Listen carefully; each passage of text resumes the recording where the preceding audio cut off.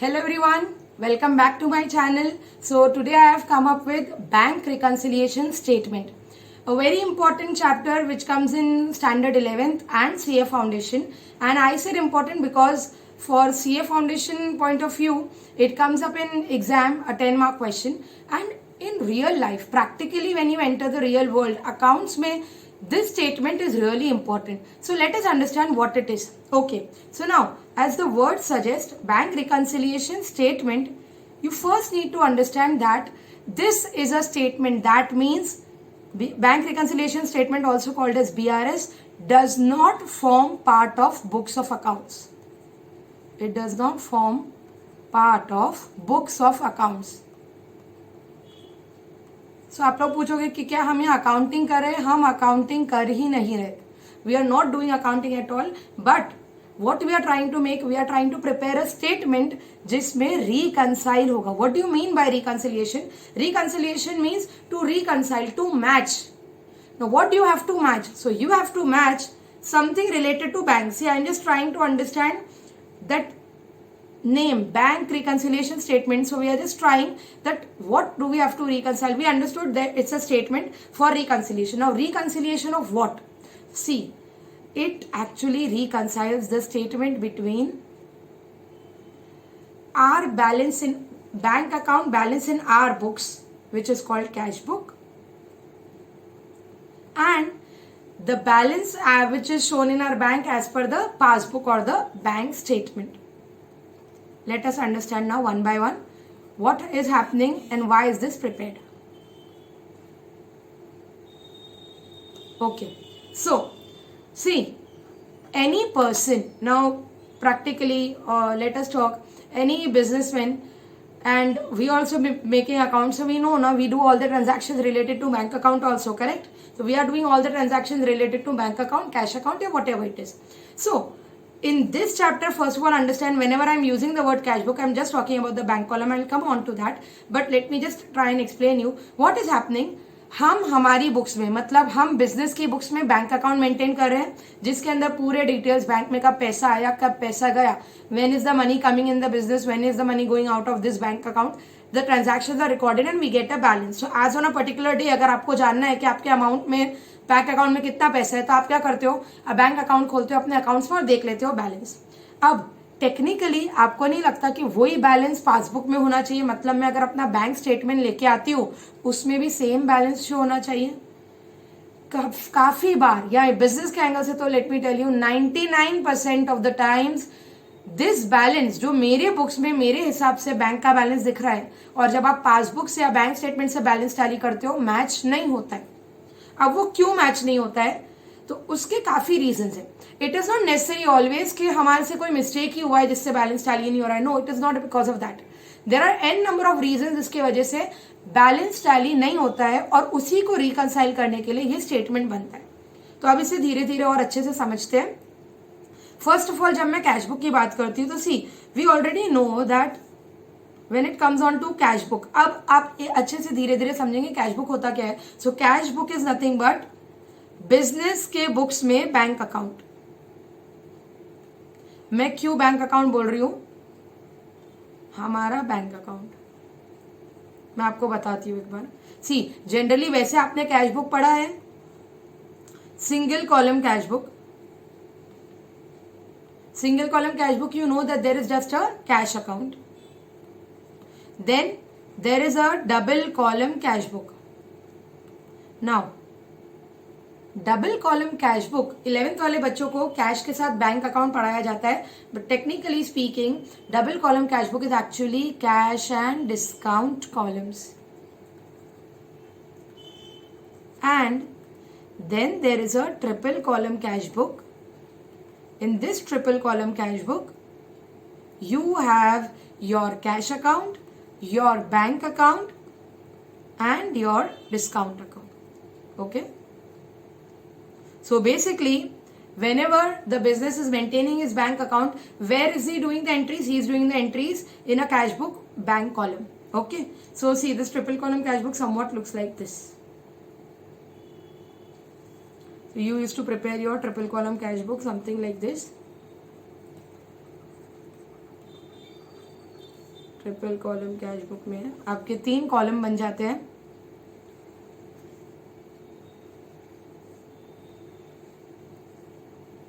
So there is a bank column, there is a cash column, and there is a discount column on the debit side. This is called discount allowed.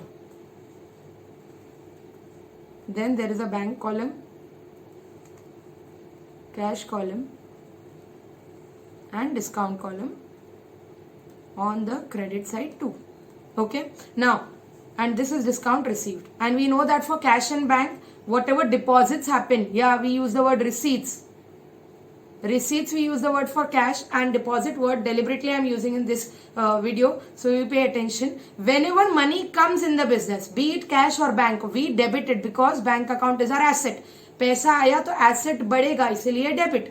And जब payments होते हैं, cash से हो या bank से हो, whenever the payments are going, payment को हम पासबुक के एंगल से विड्रॉल्स बोलते हैं, उसके ऊपर आती हूँ तो वो क्रेडिट में जाता है. ठीक है, सो पहले तो आप ये बात समझेंगे कि जब मैं बैंक रिकंसिलिएशन चैप्टर के लिए कैश बुक वर्ड यूज कर रही हूं तो मैंने ट्रिपल कॉलम कैश बुक आपको बताया, लेकिन this cash account and discount account is of no use to मी.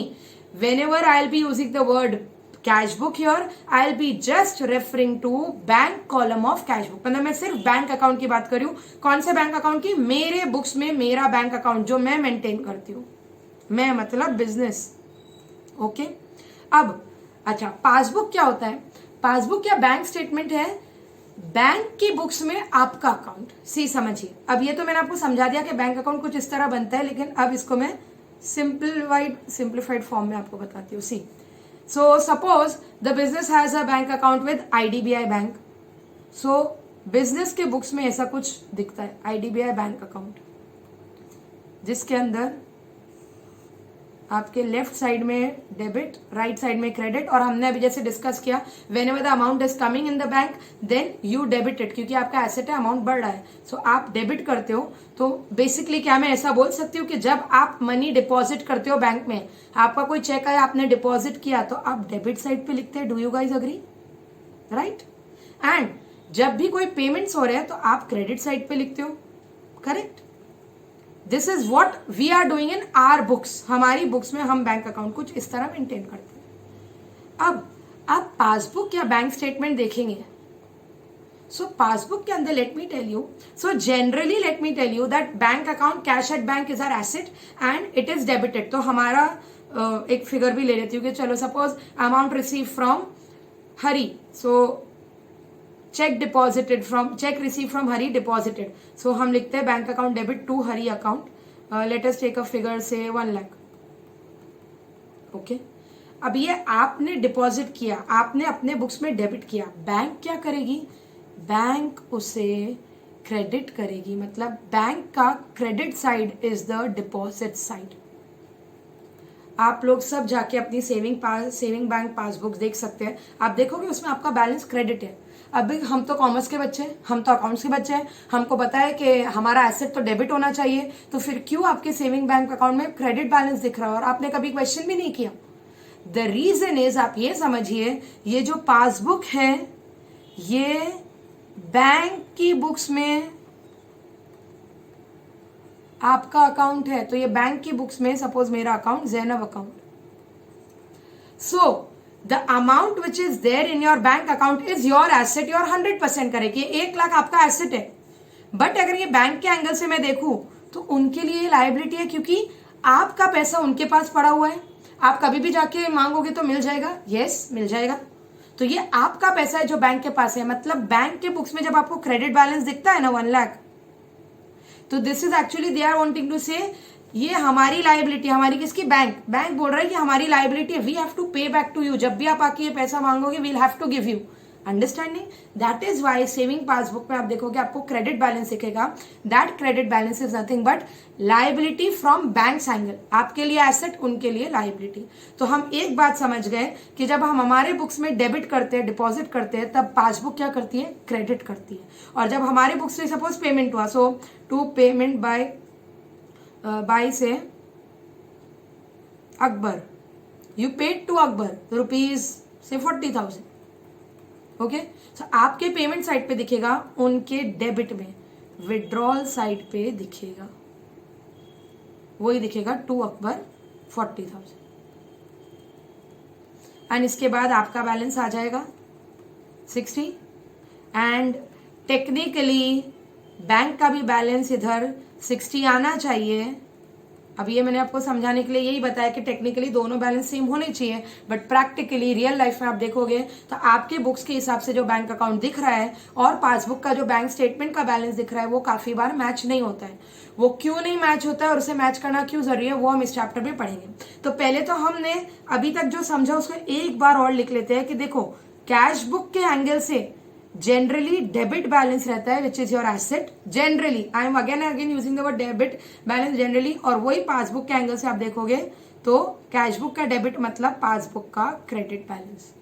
लेकिन देर is a possibility that sometimes cash book is showing a credit balance.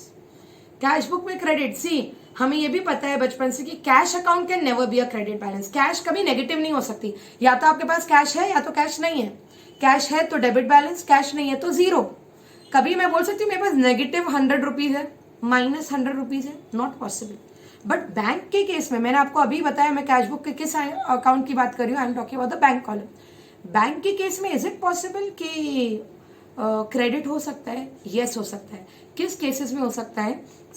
एक तो पहले कैश बुक का क्रेडिट मतलब पासबुक का डेबिट। अभी कब क्रेडिट हो सकता है समझिए।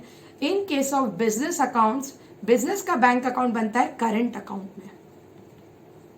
करंट अकाउंट वालों को बैंक ये फैसिलिटी देती है, just a second, current account वालों को बैंक ये फैसिलिटी देती है कि वो अपने ओवरड्राफ्ट फैसिलिटी देती है। ओवरड्राफ्ट फैसिलिटी का मतलब, overdraft as the name suggest, overdraft means over withdraw. Bank gives the facility to withdraw more than you have the amount in your bank account। क्या? yes, businesses को ये facility दी जाती है depending on the type of business, depending on its relation with the bank। Bank her businessman को अलग अलग facility देती है। इसका मतलब क्या होता है कि suppose एक business account XYZ के books में के बैलेंस, बैंक के बैलेंस suppose 50,000 है और ये XYZ लिमिटेड को ओवरड्राफ्ट फैसिलिटी दी गई है। ओवरड्राफ्ट को ओडी बोला जाता है। ओडी फैसिलिटी दी है 20,000 की। दैट मीन्स कभी भी बिजनेस चाहे तो उसके बैलेंस से अलावा और 20,000 विड्रॉ कर सकते हैं। ये कब काम आता है? Suppose XYZ has given a cheque to PQR limited of rupees 65,000। अब करेंटली XYZ के पैसा कितना है? 50,000। बट जब ये 65,000 का चेक देगी PQR को तो क्या ये चेक क्लियर हो जाएगा? यस हो जाएगा, क्योंकि बैंक ने ओवरड्राफ्ट फैसिलिटी देके रखी है। मतलब इसका मतलब क्या होगा? बैंक ये 65,000 कैसे पे करेगी? 50,000 तो बैलेंस में से पे कर देगी, रिमेनिंग 15,000 बैंक खुद पे करेगी और अब जाके ये बैलेंस ओवरड्राफ्ट बैलेंस हो जाएगा। मतलब इस केस में नाउ बिजनेस को बैंक को पैसा देना है, ऐसा दिखेगा। तो आप लोग को पता है 11th में हम लोग और जब भी फाइनल अकाउंट बैलेंस शीट बनाते हैं तो we know cash at bank हम एसेट में लिखते हैं एंड काफी बार हमें दिखता था बैंक ओडी, तो हम लिखते थे bank OD is a liability because bank OD में हो क्या रहा है and it's a current liability because you will have to pay back the amount back to the bank. ठीक है, तो ये हमने अभी तक देखा कि कैश बुक में डेबिट मतलब डिपॉजिट और वही पासबुक में क्रेडिट मतलब डिपॉजिट एंड कैश बुक में क्रेडिट मतलब पेमेंट या विड्रॉल, वेर एज पासबुक में डेबिट का मतलब होता है withdrawal. Now let us understand कि why those balance, cash book का बैलेंस और पासबुक का बैलेंस मैच क्यों नहीं करता है। फिर हम जाते हैं BRS कैसे बनाएंगे। उसके लिए मैंने रीजंस ऑलरेडी यहाँ नोट डाउन कुछ करके रखे हैं।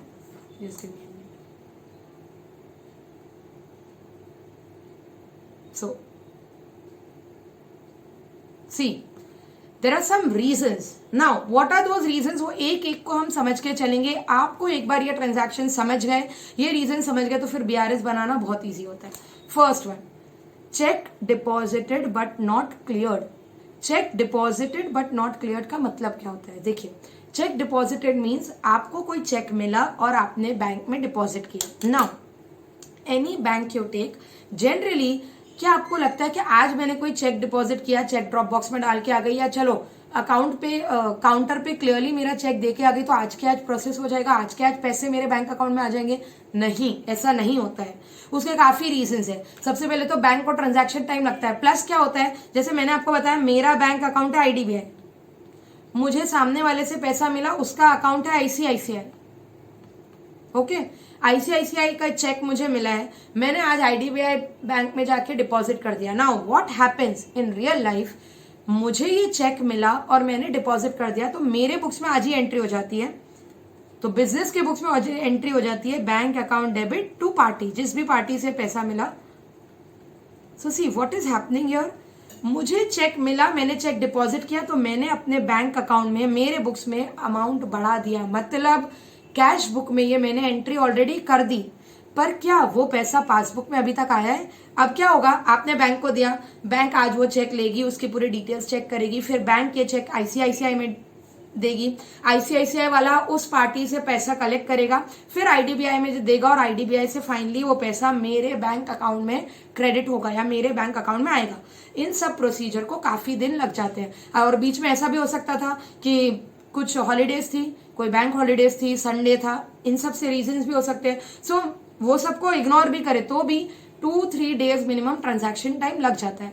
अब उस बीच में अगर सपोज एक दिन आपने बोला कि चलो मैं आज देख लेती हूँ कि मेरा बैंक का बैलेंस कितना है, मेरे अकाउंट में बैंक अकाउंट में बैलेंस कितना है कैशबुक के हिसाब से, और पासबुक का बैलेंस कितना है, तो you will realise it is not tallying. See before this let me also tell you one more thing, there are many reasons of difference for which which does not tally. फिर मैं उस table पे आती हूँ। So the reasons are something like this. One are called timing differences. Timing differences means either the transactions have been recorded in cash book but they are not recorded in passbook, or there are some kind of transactions which are recorded first in the passbook but they are up till now not recorded in cash book. इन्हें हम timing difference देखते हैं। ये कौन से होते हैं इसको मैं अभी डिटेल में लूंगी। फिर कुछ ऐसे भी ट्रांजैक्शंस होते हैं which are always first recorded in passbook only, मतलब ये भी टाइमिंग डिफरेंस हम बोल सकते हैं। बट क्या होता है कि transactions which are recorded in passbook, फिर हमें इंटीमेशन आता है बैंक से और फिर हम कैशबुक में रिकॉर्ड करते हैं। So which are recorded in passbook. And third, there are errors. In third case there are errors. Now errors can be committed by cashbook also, by passbook also. वो क्या होता है अब हम एक एक को देख के चलते हैं। सो ये रीजन मैंने आपको बताया कि ये रीजन आपको समझना भी जरूरी है, प्लस आपको इसके साथ ये भी समझना जरूरी है कि ऐसा होने से क्या कैशबुक का बैलेंस कम होता है या ज्यादा होता है। तो देखो, पहला जो हम बात कर रहे थे, check deposited but not cleared. Check deposited but not cleared हम समझ गए, ये एंट्री कहाँ होती है? ये एंट्री कैशबुक में पहले होती है, पासबुक में ये एंट्री, मैं बाहर ही लिखती हूँ उसे। Check deposited but not cleared की एंट्री कैशबुक में हमने एंट्री कर दिया, कैशबुक में हमने बैंक डेबिट कर दिया, बट पासबुक में वो अमाउंट आया नहीं, पासबुक में एंट्री नहीं हुई। तो अब आपको क्या लगता है कि इसकी वजह से डिफरेंस आएगा? यस, आएगा। इसके वजह से हमारा balance as on a particular date, किसी एक डेट पे हो सकता है कि हमारा कैशबुक का तो बैलेंस ज्यादा दिख रहा है बट पासबुक का नहीं दिख रहा। सो ऐसे केस में क्या हो जाएगा? एंट्री कैशबुक में हो गई और इसकी वजह से कैशबुक का बैलेंस ज्यादा दिख रहा है। समझ गए आप?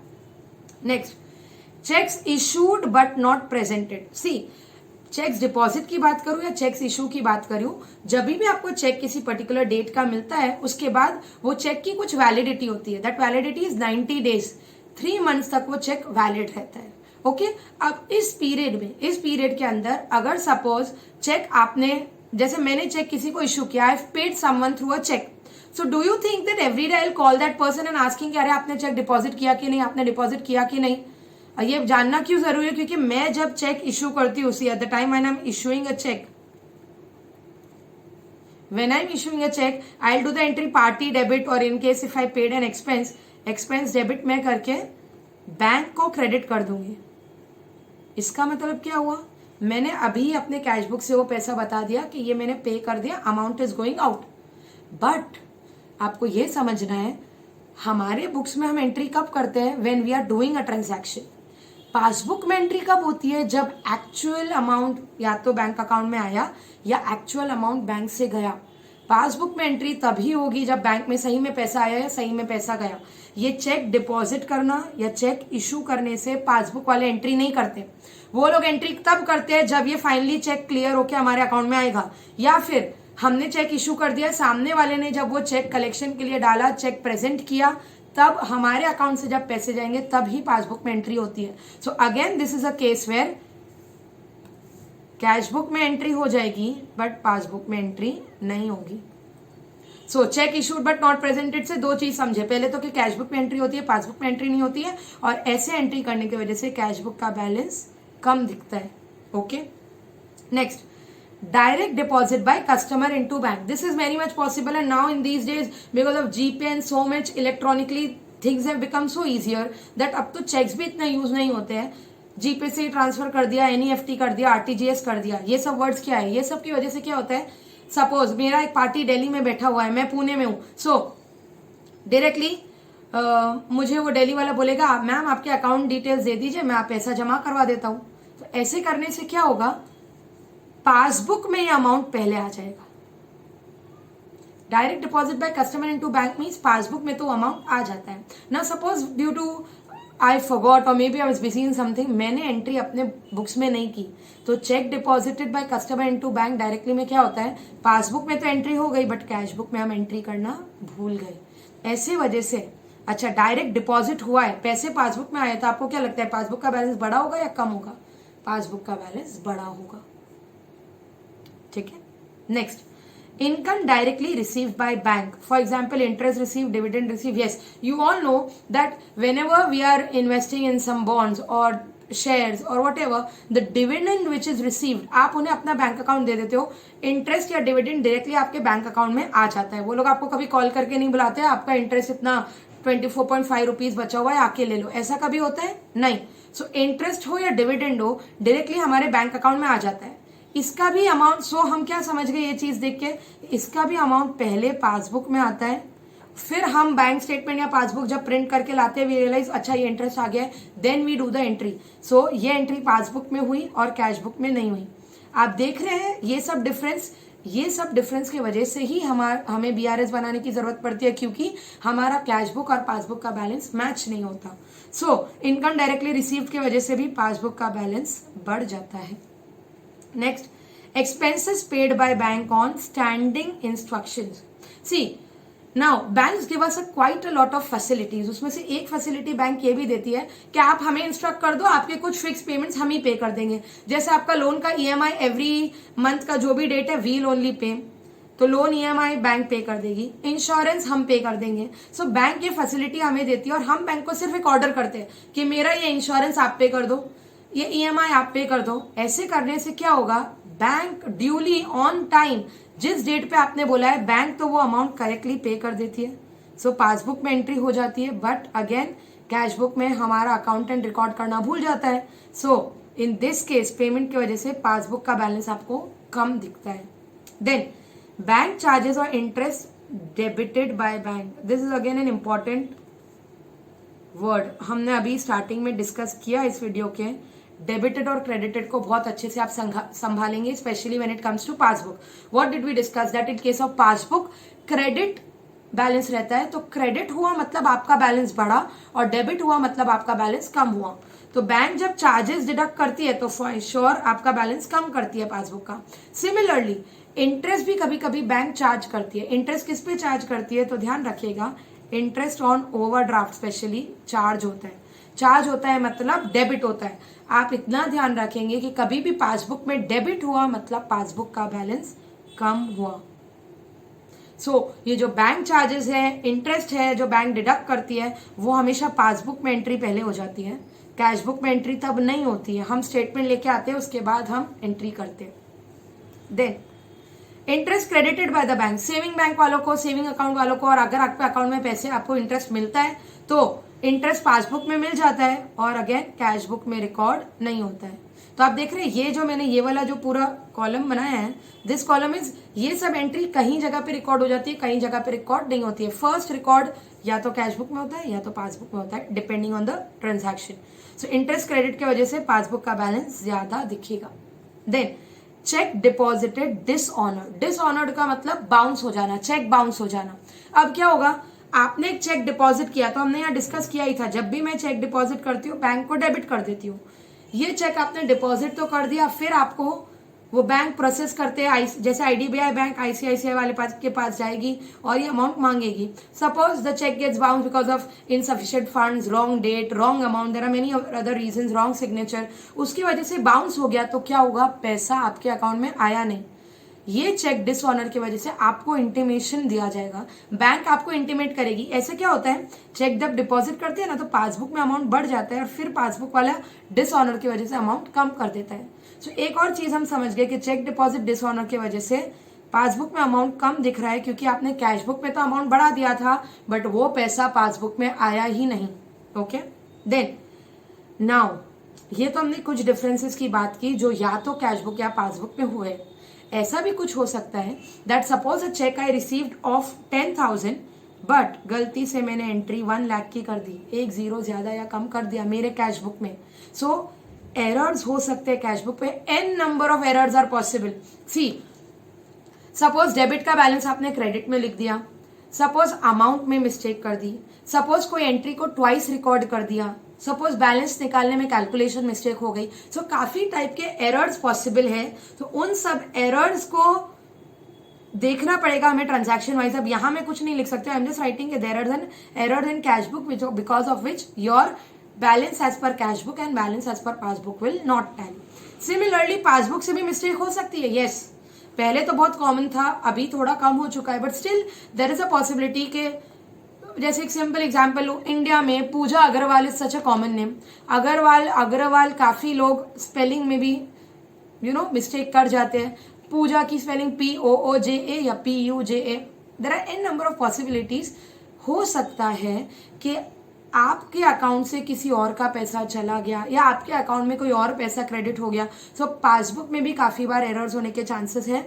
ऐसा एरर होने के वजह से भी आपका balance as on a particular day cash book और पासबुक का मैच नहीं करेगा। अब BRS बनाने की जरूरत क्यों पड़ती है? So that we can reconcile the difference. See एक बात समझिए,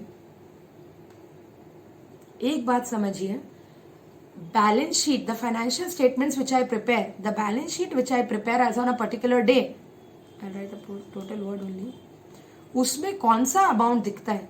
क्या आपको लगता है बैलेंस शीट में मेरा पासबुक का बैंक अकाउंट दिख रहा है? नहीं, बैलेंस शीट में तो मैं मेरे अकाउंट्स के हिसाब से मेरी बैलेंस शीट बनी ना, तो मेरा कैश एट बैंक दिखता है इन माय बुक्स। ओके, अब लेकिन ये बैलेंस शीट और पासबुक में बैलेंस कुछ अलग है। सो इसमें क्या होता था, फ्रॉड होने के चांसेस हो जाते थे। What used to happen, understand, suppose now balance sheet is your position statement, main बताता है कि आपके एसेट्स कितने हैं, आपके लायबिलिटीज कितने हैं। सो अकाउंटेंट थोड़ा मिस रिप्रेजेंट करने के लिए क्या कर सकते थे कि ईयर एंड के पहले, सपोज 31 मार्च के पहले 29 मार्च को एक एंट्री बता देना कि हमें चेक मिला है हमारे किसी फ्रेंड से, बैंक डेबिट, ऐसी एंट्री बता देते थे। बैंक डेबिट 3 लाख, सपोज एक अच्छा अमाउंट बनाने के लिए bank debit 3 lakh to friend. अभी आपको तो पता ही है कि ये अमाउंट तो पासबुक में दिखेगा नहीं, पासबुक में अमाउंट दिखेगा नहीं, फ्रेंड की स्पेलिंग रॉन्ग है, पासबुक में अमाउंट दिखेगा नहीं, और बाद में 31 मार्च के बाद सपोज 2 अप्रैल को ये एंट्री रिवर्स कर देते थे। तो क्या हो गया, बैलेंस शीट में आपका बैंक बैलेंस आपने अच्छा बता दिया, लोगों को ऐसे लग रहा है ओ इतना पैसा है, लेकिन असली में वो एंट्री है नहीं है। इसीलिए BRS बनाते हैं सो दैट टू प्रूव कि सही में ये ट्रांजैक्शन राइट है या नहीं।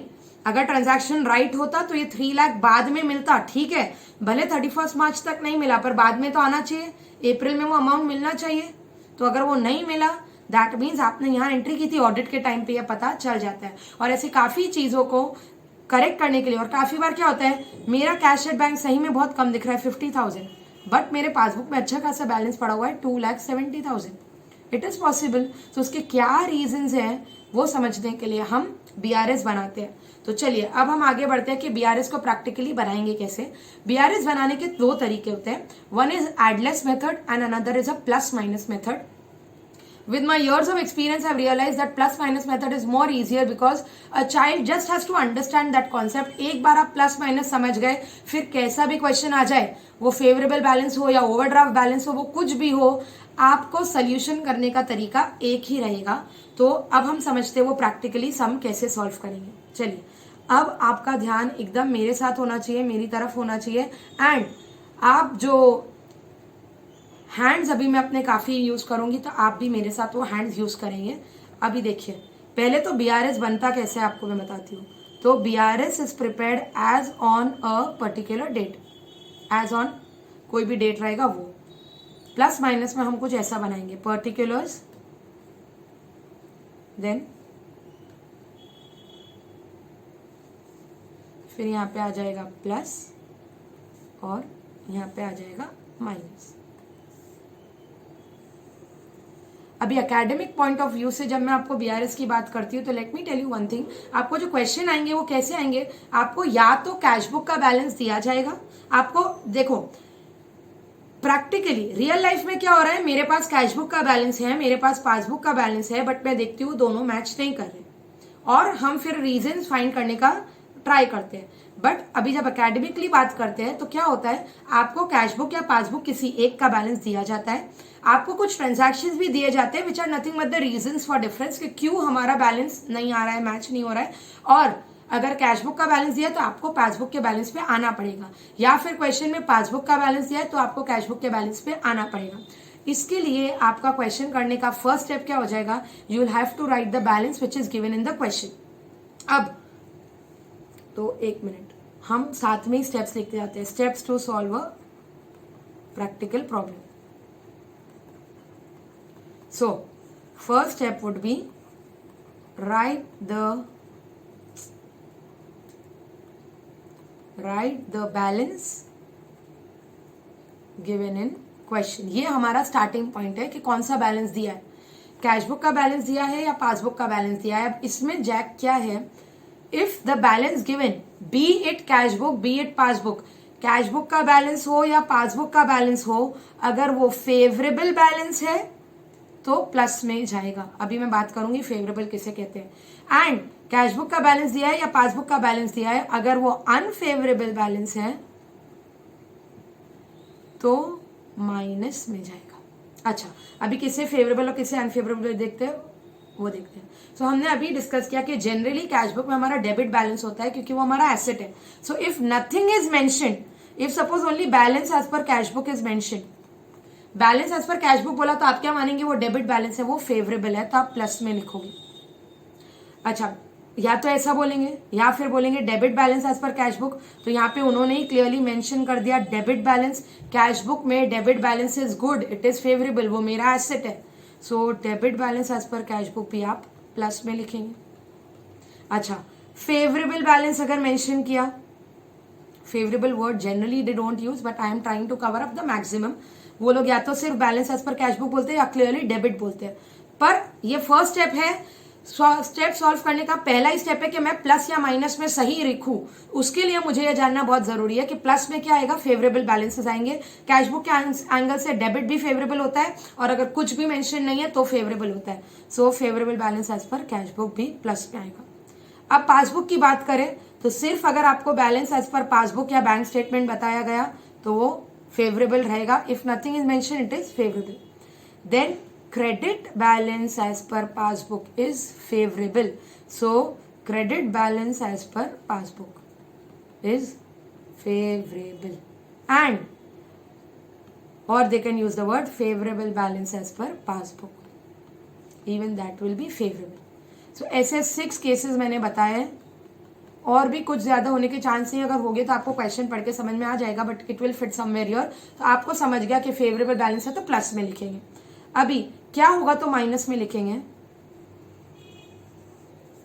इफ दे से अनफेवरेबल बैलेंस और they say overdraft balance as per cash book, जब भी वर्ड ओवरड्राफ्ट आ गया it is unfavourable, it will go on credit side. Similarly credit balance as per cash book, तो जब भी क्रेडिट और डेबिट वर्ड बोलेंगे आपको क्लियरली देखना पड़ेगा debit as per cash book बोला है या पासबुक बोला है. Things change. हाँ, यहां मैं बोल रही हूं credit balance as per cash book. Cash book का credit is overdraft for us, so it will go in minus side.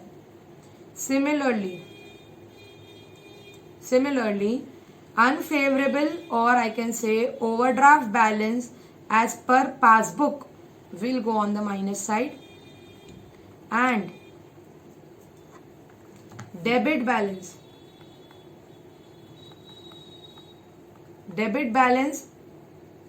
as per passbook. See, passbook में क्रेडिट फेवरेबल है और डेबिट अनफेवरेबल है. एंड कैश बुक की बात करें तो debit favourable है और क्रेडिट अनफेवरेबल है. पहले ये चीज समझ जाना बहुत जरूरी है. Okay, so debit as per passbook will come as minus.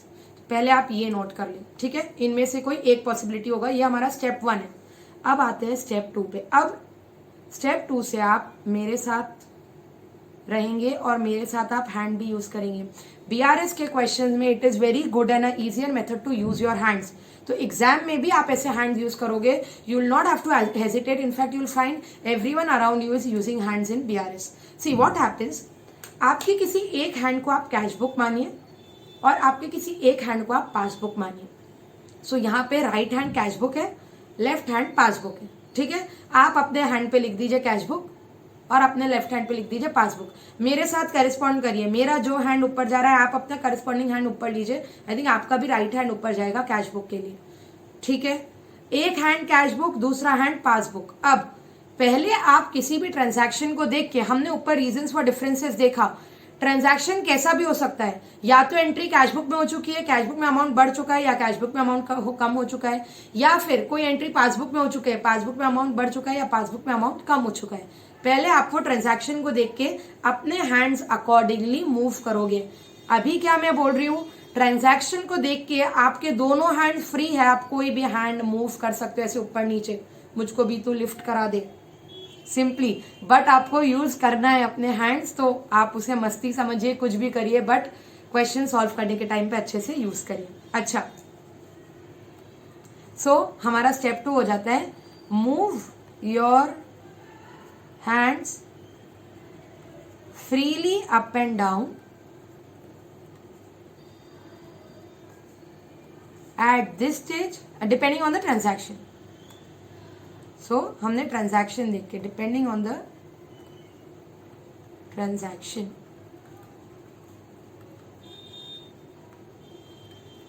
Then ये transaction देख के हमने अपना hand adjust कर लिया. कहीं ना कहीं जगह हमने hand move कर लिया.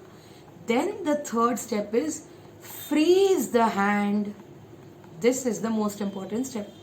Freeze the hand for which balance is not known, या balance is not given. जैसे मैंने आपको बताया बीआरएस के क्वेश्चंस क्या आएंगे, आपको कोई एक बैलेंस दिया जाएगा, रीजंस दिए जाएंगे और आपको दूसरे बैलेंस पे आना है. सो सपोज मेरे क्वेश्चन में मैं अज्यूम करती हूँ मुझे कैश बुक का बैलेंस दिया गया. I am starting with my cash book और फिर मुझे कुछ रीजंस दिए गए हैं और मुझे मेरे पासबुक बैलेंस पे आना है. तो अभी जो मैंने इतना बताया आपको उस हिसाब से let me tell you what is happening. So cash book balance is given, okay, in my question. Now let us take a transaction. Check deposited but not cleared. ये मेरी कैश बुक, ये मेरी पासबुक. मेरे साथ आप भी hand use करिए. मेरी cash book, passbook. Check deposited but not clear में होता क्या है, जब हम चेक डिपॉजिट करते हैं कैश बुक में अमाउंट हम बढ़ा देते हैं, पासबुक में अमाउंट नहीं बढ़ाते हैं, ठीक है. सो पहले तो आपने ट्रांजैक्शंस के हिसाब से अपना हैंड मूव कर लिया. Next would be freeze the hand for which balance is not given. जिसके लिए आपको बैलेंस नहीं दिया उस हैंड को फ्रीज करो. इस क्वेश्चन में पासबुक बैलेंस नहीं है तो मैं पासबुक के बैलेंस को, पासबुक वाले हैंड को फ्रीज कर दूंगी. फ्रीज हो गया, ये फ्रीज हो गया. अब अगर मेरा अब देखिए, अब ये हैंड मैं मूव नहीं कर सकती हूँ. पॉइंट 2 में मैंने अपना हैंड मूव किया है. मैंने अभी जो ट्रांजैक्शन लिया उसमें चेक डिपॉजिटेड नॉट क्लियर लिया है, जहाँ पे कैश बुक अमाउंट बढ़ जाता है, पासबुक इज देयर इटसेल्फ. अब मेरा पासबुक बैलेंस नहीं है तो freeze. Now I can not move this hand. अब कैश बुक से आप पासबुक की तरफ आइए. अगर आपका हैंड नीचे जाता है मतलब माइनस, और अगर आपका हैंड ऊपर जाता है मतलब प्लस. तो let me tell you. So freeze the hand for which balance is not given. And my point number 4 is bring the other hand towards the frozen hand. So if hand goes up, then you plus, and if hand goes down, you minus. Don't worry, we will be taking up a question right now. हम एक CA foundation का exam question लेंगे और ये समझने की कोशिश करेंगे. बट मैं बस आपको ये बताना चाहती हूँ, कुछ बच्चे कंफ्यूज कहाँ हो जाते हैं कि वो लोग बोलते हैं पासबुक का बैलेंस लाना है तो पासबुक का हैंड यूज ही नहीं करते. ऐसा नहीं है. पॉइंट 2 में हमने क्लियरली बोला है कि आप अपने हैंड्स फ्रीली यूज कर सकते हो. सो एक एग्जाम्पल लेते हैं. मेरा क्वेश्चन अभी भी यही है कि मेरे पास कैशबुक का बैलेंस था. Suppose I take the example of bank charges. अभी क्या हो रहा है, ये मेरा कैशबुक है, आप भी मेरे साथ, ये मेरा पासबुक है. बैंक ने चार्जेस डिडक्ट किए तो पासबुक से बैलेंस कम हो गया. ये मैं पॉइंट नंबर 2 पे हूं. अभी मैंने ट्रांजैक्शन को देख के हैंड मूव कर लिया. अब एक बार आपने हैंड मूव कर लिया, अब वो हैंड को फ्रीज करिए जिसका बैलेंस नहीं दिया है. सो पासबुक का बैलेंस नहीं दिया है, freeze.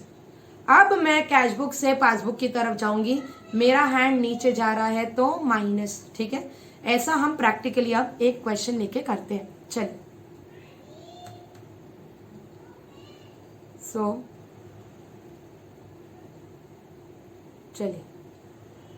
so let us take up a question. I am taking this is the question which I am taking. I hope it is visible to you all. Okay, so prepare a bank reconciliation statement from the following particulars as on 31st March 18. ये एक CA foundation exam में आया था. Debit balance, अच्छा, सो as on 31st March 18. चलिए साथ में ही करते हैं. So BRS as on 31st March 2018. Let me just write particulars plus minus. Okay, now the first thing is balance which is given. Debit balance as per cash book. चलिए बताइए, debit balance मतलब favourable या unfavourable? Favourable. ये पहला ही step हमको सोचना जरूरी है. Favourable balance as per cash book दिया है. डेबिट मतलब favourable in cash book. Favourable balance plus में लिखते हैं, माइनस में प्लस में लिखते हैं. तो आप लिखेंगे debit balance as per cash book और आपका अमाउंट कितना है? 18,60,000. 18,60,000. ये हमारा फर्स्ट स्टेप हो गया. अभी आ जाते हैं हम ट्रांजैक्शंस में. Cheques issued to creditors. Issued मतलब paid to creditors but not yet presented to bank for payment 3,60,000. Okay, cheque issue किया. अब एक एक ट्रांजैक्शन को आप कैसे सोचेंगे? पहले तो सोचिए ये ट्रांजैक्शन कैश बुक में हुआ है या पासबुक में हुआ है. चेक इशू हुआ है, प्रेजेंट नहीं हुआ, मतलब पासबुक में नहीं हुआ. चेक इशू किया तो मैंने अपने बुक्स में एंट्री कर दी पार्टी डेबिट टू बैंक, मतलब मेरे कैश बुक से मैंने अमाउंट कम कर दिया. ये हमारा point number 2. Then what do we say? जिस बैलेंस नहीं दिया है जिस हाथ का, उसे फ्रीज कर दीजिए. तो देखिए यहाँ पे मैं कैश बुक से स्टार्ट कर रही हूँ, मतलब मेरा पासबुक बैलेंस नहीं दिया है. सो पहले चेक इशूड से मैंने क्या किया, कैश बुक का बैलेंस कम हो गया. अब मैं अपना पासबुक वाला हैंड फ्रीज कर दूंगी, फ्रीज. अब मैं कैश बुक से पासबुक की तरफ जाऊंगी. अगर मेरा हैंड ऊपर जाता है मतलब प्लस, तो ये 3,60,000 जाएगा प्लस में. 3,60,000 प्लस में जाएगा. आप लिखेंगे check issued but not presented for payment 3,60,000. okay, this is an easy method. It comes with practice but you all have to do it with me, then only it is possible. Then dividend received by bank but not entered in the cash book. Dividend received by bank. अब यहाँ पे क्या बोल रहे हैं? not entered in cash book. मतलब पहले तो ये समझो, कैश बुक में ट्रांजैक्शन हुआ है या पासबुक में? यहाँ पे पासबुक में एंट्री हुई है. डिविडेंड मिलने से पासबुक में अमाउंट बड़ा होगा या कम हुआ होगा? बड़ा होगा. ये मेरा पासबुक का हैंड, पासबुक में अमाउंट बढ़ गया. अब जिस हैंड का बैलेंस नहीं दिया उसे फ्रीज करो. तो मेरा पासबुक का ही बैलेंस नहीं दिया, आई एम फ्रीजिंग इट. मैं मेरे कैश बुक से पासबुक की तरफ जाऊंगी. If my hand is going up means plus. So again this dividend of 2,50,000 will come on the plus side and amount would be dividend received by bank not entered in the cash book plus में. next, interest allowed by the bank. allowed मतलब interest दिया. अगर interest deduct करता तो word आता charged. यहाँ पे वो लोग ने बोला है interest allowed. Interest allowed means interest bank ने हमें अलाउ किया, उसने इंटरेस्ट दिया. सो बैंक ने इंटरेस्ट दिया. आपको क्या लगता है पहले एंट्री कैशबुक में होती है या पासबुक में होती है? एनी टाइम पासबुक में एंट्री होती है. पासबुक में एंट्री हुई, हमने पासबुक का अमाउंट बढ़ा दिया. अब जिस हैंड का बैलेंस नहीं है उसे फ्रीज करो. तो पासबुक का बैलेंस नहीं है, फ्रीज करो. मैं कैशबुक से पासबुक जाऊंगी तो प्लस. सो 6250 भी आ जाएगा प्लस में. Interest allowed by bank plus. Then check deposited into bank for collection but not collected by bank up to this date. See, whenever we deposit the check, हम हमारे books में entry कर देते हैं bank account debit. मतलब cash book में तो amount आ गया, पर क्या होता है पासबुक में हमने बात की एंट्री कब आती है? जब फाइनली पैसा मिलेगा या पैसा जाएगा. तो यहाँ पे not collected by the bank, अभी तक अमाउंट पासबुक में नहीं आया है. कैश बुक में मैंने डिपॉजिट किया, मतलब मैंने कैश बुक का हैंड अप कर दिया, कैश बुक का बैलेंस बढ़ गया. अब एक बार ट्रांजैक्शन हो गया. नाउ जिस हैंड का बैलेंस नहीं उसे फ्रीज करो. सो मेरा पासबुक फ्रीज हो जाएगा क्योंकि यहाँ पे कैशबुक का बैलेंस है. मैं कैशबुक से पासबुक, अब देखिए मेरा हैंड नीचे आ रहा है तो minus 7,70,000 check deposited. 7,70,000. This will be check deposited not collected by bank.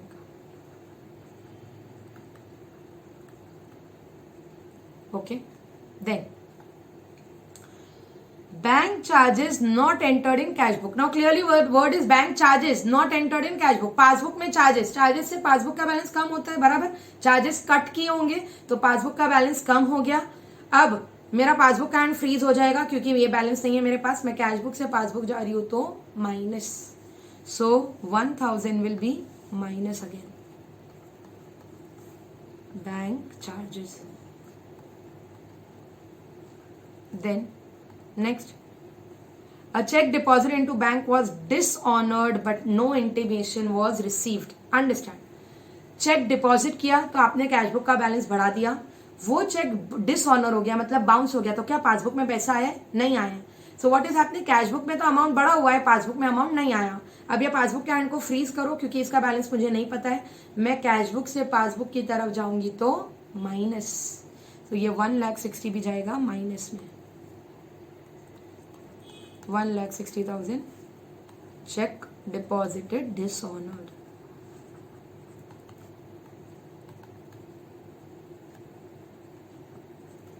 Then next, bank paid house tax on our behalf but no intimation received from bank in this connection.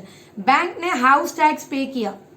हमने बात की थी expenses paid under standing instruction. तो bank ने पे कर दिया, मतलब हमारे बैंक अकाउंट से पैसा कम हो गया, पासबुक से पैसा कम हो गया. कैशबुक में इंटीमेशन नहीं मिला इसलिए कैशबुक में एंट्री नहीं हुई. अब मैं पासबुक के हैंड को फ्रीज कर दूंगी. मैं कैशबुक से पासबुक जा रही हूँ तो फिर से minus 1,75,000.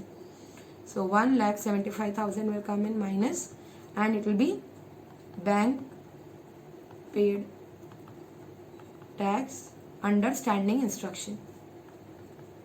Okay, so this was the last transaction. Now once we are done with this, let us see how to finally balance it. आप कुछ इस तरह करेंगे, प्लस के टोटल को ऐड करो और माइनस वाले टोटल को भी ऐड करो. चलिए देखते हैं. So 18,60,000 plus 3,60,000 plus 2,50,000 plus 6,250 comes to 24,76,250 and यहाँ पे 7,70,000 plus 1,60,000 plus 1,75,000 plus 1,000. This is coming to 11,06,000. Okay, so plus के टोटल ज्यादा आ रहा है, माइनस का टोटल कम आ रहा है. हम डिफरेंस माइनस के साइड पे लिखेंगे. Minus 24,76,250. So now I will write 13,70,250 so that my final total both comes to 24,76,250, 24,76,250. This means this balancing figure which I get is nothing but my balance as per passbook. ठीक है। अच्छा, अब ये बात आती है कि मैम ये बैलेंस फेवरेबल है या अनफेवरेबल है, तो उसके लिए एक सिंपल ट्रिक याद रखेंगे। एक और बात बता दूं, अगर कंफ्यूज होता है तो सिर्फ बैलेंस एज पर पासबुक लिख के छोड़ के आना। डोंट गो ऑन कि मैं फेवरेबल या अनफेवरेबल डेबिट क्रेडिट लिख के आऊं। कंफ्यूज हो मत लिखो, रॉन्ग लिखने से अच्छा है नहीं लिखोगे तो चलेगा। तो भी क्या है राइट आंसर देखते हैं। See, if you started on the plus side, if you started on the plus side and if your balance of plus is coming more, then अगर ऊपर फेवरेबल था तो नीचे भी फेवरेबल रहेगा। हमारा कैश बुक फेवरेबल था तो हमारा पासबुक का बैलेंस भी फेवरेबल रहेगा। या आप ऐसे भी याद रख सकते हो कि अगर आपने प्लस से चालू किया और आपका बैलेंस ऑपोजिट साइड माइनस में आया तो फिर अगर ऊपर फेवरेबल है तो नीचे भी फेवरेबल रहेगा। अगर आप ऊपर अनफेवरेबल से चालू करते तो पहले तो ध्यान रखिए, अनफेवरेबल मतलब आप माइनस से चालू करते एंड अगर आपका बैलेंस माइनस साइड पे ही आता, उसी साइड पे आता, तो फिर हम ऑपोजिट कर देते, अनफेवरेबल का नीचे फेवरेबल हो जाता। कंफ्यूज मत होइए, हम काफी क्वेश्चंस नेक्स्ट वीडियो में करेंगे जहां पे हम ओवरड्राफ्ट बैलेंस रहे तो क्या करते हैं। दिस क्वेश्चन वाज इजी, हम थोड़ा एक टफर क्वेश्चन लेंगे। एंड एक और पॉइंट बीआरएस में बच गया, adjusted cash book. So how to go about with those questions we will take up in the next video. If you have any doubts, please feel free to contact me and do give me your suggestions on what more topics you want me to discuss on this platform. Okay, that is all. I'll be signing off now. Stay tuned to my channel and feel free to ask in case of any queries. Thank you.